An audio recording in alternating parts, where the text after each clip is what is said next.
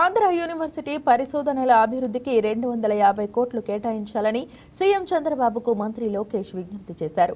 Andhra university శత వసంతాల వేడుకల ముగింపు కార్యక్రమంలో పాల్గొన్న లోకేష్ ప్రధాని మోడీ చెప్పినట్లుగా రీసెర్చ్ రంగాన్ని ప్రోత్సహించాల్సిన అవసరం ఎంతైనా ఉందన్నారు.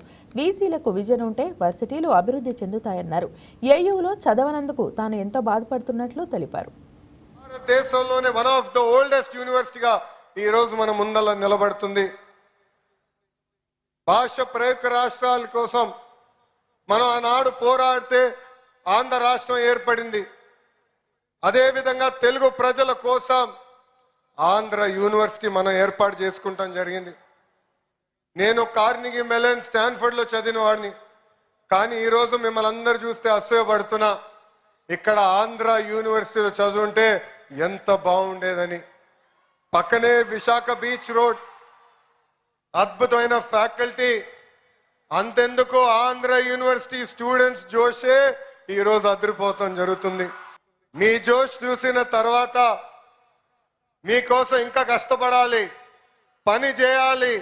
రాబోయే 100 సంవత్సరాల చరిత్ర మనందరం కలిసికట్టుగా సృష్టించాలని ఈ సభాముఖంగా కోరుతున్నాం. డాక్టర్ బిఆర్ అంబేద్కర్ గారు once said, cultivation of minds should be the ultimate aim of human excellence. Andhra university చరిత్ర వెనుక ఎంతో మంది త్యాగం ఉంది, ఎంతో మంది పోరాటం ఉంది, ఎంతో మంది కష్టం ఉంది. సిఆర్ రెడ్డి గారు మొదటి వైస్ ఛాన్సలర్ గా ఒక క్లియర్ డైరెక్షన్,